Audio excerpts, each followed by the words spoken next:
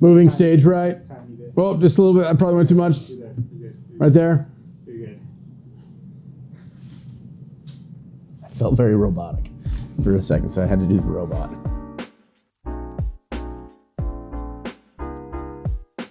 Hey everybody, welcome on into the Big Access Podcast. I am your host, Brock Benson, and next to me we have our VP of Engineering, Evan Orm.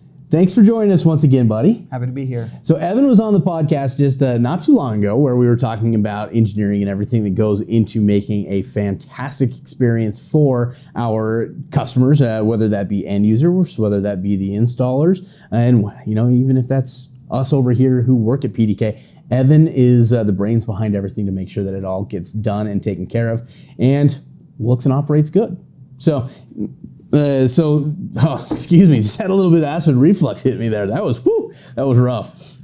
Anyways, we just keep rolling. But so the reason why we've got Evan on today is to talk a little bit more about something cool that is going on right now with our cloud nodes and every system that is out there. We've got a new cloud node update that's going out, and it is going to affect every one of your systems and in a very positive way. One of the cool things about PDK is because we are a 100% cloud-based system, anytime that we make an update to the software, to the firmware, anything like that, we push that out of the cloud. It goes out to every system around the globe and updates automatically. There's no need to go roll a truck out there. There's no need to go and be worrying about if this update's going to be operational because there's an on-site computer on site. Don't need to worry about any of that. That's a benefit of cloud. But with this update, we have got 3 different updates that have happened with it, right? Mm-hmm. So the first one is called Credential Self-Help, and that's going to be more along the lines of our mobile credentials that we've got and reissuing those. The second one is a update to the ProData Key app itself, and then the third one is called Controller Continuity. So all 3 very cool features. We're going to have Evan kind of kick this off by talking first about the Credential Self-Help, what that is, how it's beneficial to the end users and to you as a dealer, and we'll kind of go from there. So Evan, what is Credential Self-Help? Well, to talk about Credential Self-Help, first got to talk about digital credentials used in the PDK app. Okay. Your mobile credentials, your Bluetooth credentials, they are phenomenal. They solve so many problems dealing with distribution. You don't have to buy the cards.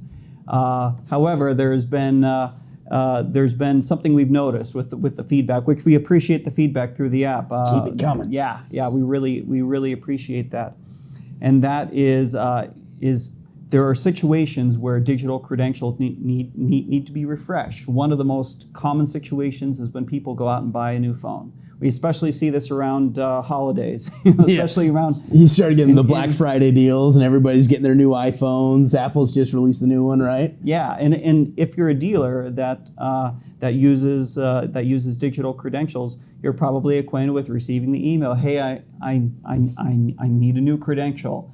So we're seeking to ease a lot of this burden and make the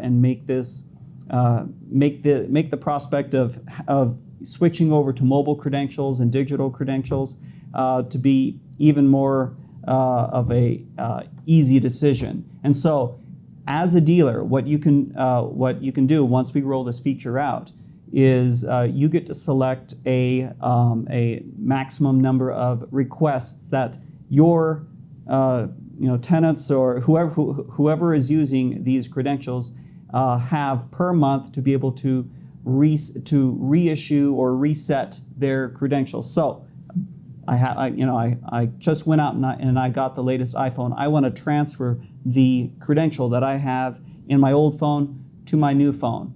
I can do that myself by installing the PDK app on my new phone. I can then through the launch screen. We have a new launch screen. You can say I'm already a credential holder. You can put in your email address. You'll get a new email that that digital credential will transfer over to your new phone and be deactivated from your old phone, all without having to send an email to to your manager or to bother anybody else, you can do that immediately. It's so simple. When I was checking it out and getting trained on the whole thing, when I saw that it's just, hey, open up the app. There's a little thing that says, my credentials used to be here. What's going on? You just hit retrieve your credential, enter in the same email address, and boom, you're up and running right again. It's so simple and easy, and so it makes it for a much better user experience. And it's definitely going to be something that's going to be utilized pretty frequently every time that somebody gets a new phone, right? There's a lot of different scenarios that this can be used in. It's anytime you get a new phone, it's whenever you lose a phone. There's even the situations where you might have somebody accidentally delete their app, right? If you accidentally delete your app, now normally they would have to have it reissued.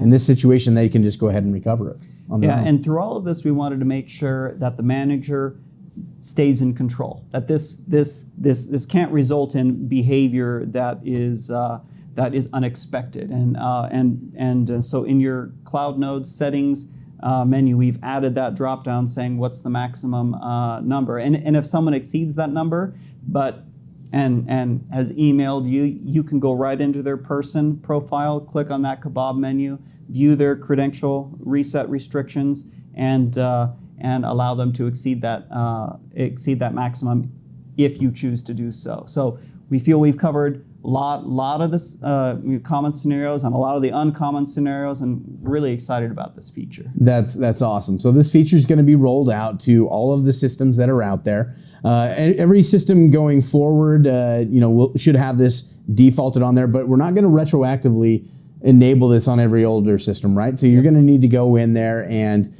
go to the edit screen on each customer, and there will be an option to add this feature in there. If you need to learn how to do this, we will have a tutorial video on our YouTube channel, so go ahead and check that out. It'll walk you through step by step on how to activate this credential self-help.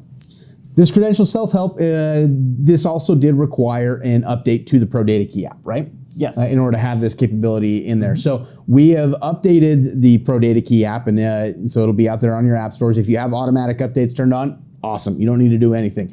If you need to go and manually update it, you'll want to make sure that it is on 2.3.0, right? Mm-hmm. Awesome. Right. Is there anything else in that update with the app that our customer base needs to know about, or is it really just that it will now work with? It should be pretty straightforward. When you launch the app and you don't have credentials, that screen guides you right through acquiring them. So it should be pretty simple. It really is like stupid simple. Anybody can do that and go to retrieve their credentials. That's awesome.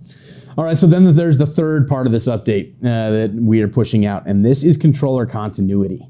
Controller continuity is really cool. It's been something that's been requested for a while, and it's been something we've been working on for a while. We wanted to make sure that we're doing it right and that it works really well for you guys. And so we are excited to announce that controller continuity is currently being rolled out to all of the systems that are out there. Now, controller continuity, in layman's terms, is that it's going to have a on-site database memory on each controller in case of in case a controller goes offline or loses connection with the CloudNode. Mm-hmm. Did I lay that out correctly? Yeah, pretty much. Awesome, sweet. So Evan, talk to me about the updating process to make sure that controller continuity is available. Oh, and by the way, it's only available on Red products. Mm-hmm. So make sure that you're using Red controllers to be able to have this capability brought in. Yeah. Didn't want to forget that part.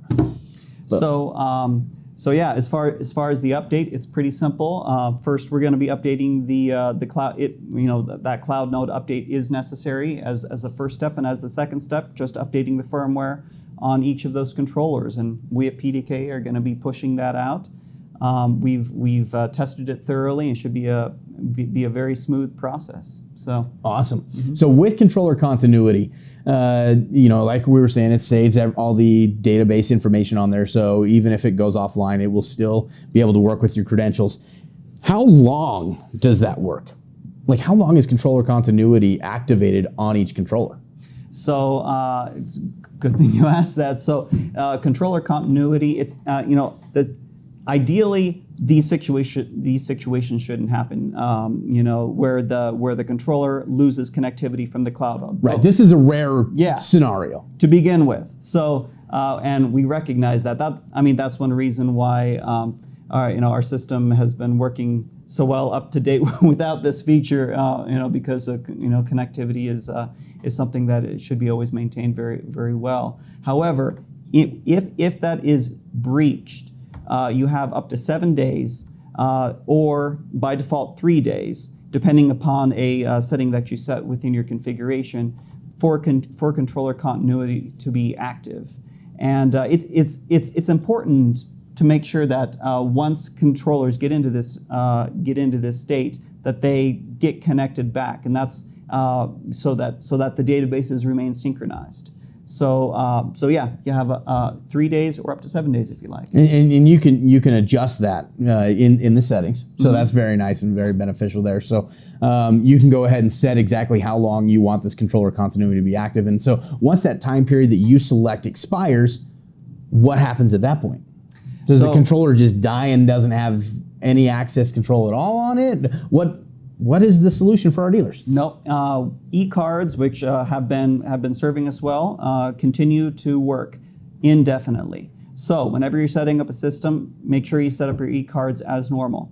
However, you have this great grace period of 3 days or 7 days, whatever you like, to be able to get the situation righted and get that controller connected back to the system. And I'll also mention that in addition to just access, being able to service all the card scans, of course, all of that is recorded locally, and once that connectivity is restored, it'll flow up, and you also get your auto open rules operating as well. So it's in 99% of the situations, you will it'll be business as usual. Apart from, of course, the notifications, based upon those comm loss events, which you should be receiving, and to know that we need to address this on the site to make sure that we get them back up and running again. And you just brought up something that I think is really important for our installation partners to make sure that they are enabling and creating rules for in the system. Instant notifications, right? You can get a notification anytime that a controller goes offline. And so if you were to set these controllers to, have that, let's say 7 days of controller continuity capability in case of a communication failure, you've got the peace of mind knowing that, hey, we've got, these controllers are going to be continuously working. But you can get that notification sent directly to you in an email or a text letting you know, hey, controller A is no longer online.